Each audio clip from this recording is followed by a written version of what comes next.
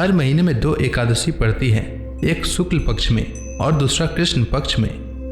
आश्विन मास की कृष्ण पक्ष की एकादशी को पापन कुसा एकादशी के नाम से जाना जाता है। धार्मिक मान्यताओं के अनुसार इस एकादशी का व्रत करने से मनुष्य को कठिन तपस्या के बराबर पुण्य मिलता है। इस व्रत के प्रभाव से मनुष्य के संचित पाप नष्ट हो जाते हैं। आइए जानते हैं पापन कुसा एकादशी का शुभ मुहूर्त के बारे में। आश्विन मास के शुक्ल पक्ष की एकादशी तिथि का प्रारंभ 13 अक्टूबर को सुबह 9:08 से होगा और एकादशी तिथि का समापन 14 अक्टूबर को सुबह 6:41 तक होगा।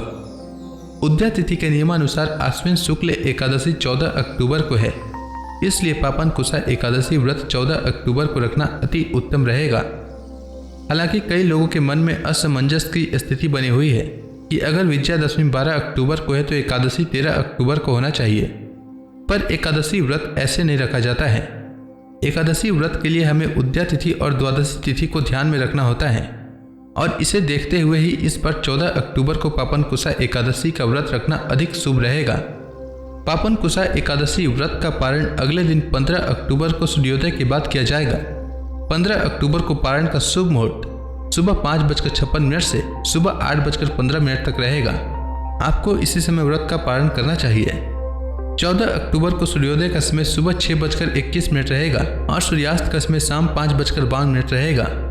अब आइए जानते हैं 14 अक्टूबर के शुभ समय के बारे में।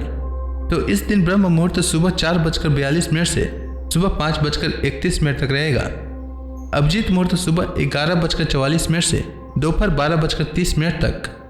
विजय मुहूर्त दोपहर 2:02 से दोपहर 2:48 तक। गोधूली मुहूर्त शाम 5:52 से शाम 6:17 तक और अमृत काल शाम 6:09 से शाम 7:37 तक रहेगा।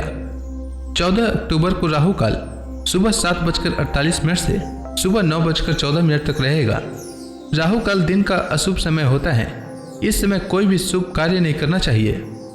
अब आइए जानते हैं पापन कुसा एकादशी व्रत की पूजा विधि के बारे में। तो जैसा कि हम सभी जानते हैं कि एकादशी का व्रत दशमी तिथि की शाम सूर्यास्त के बाद से शुरू हो जाता है और एकादशी का व्रत द्वादशी तिथि पर समाप्त होता है। दशमी तिथि पर सूर्यास्त से पहले भोजन करना चाहिए।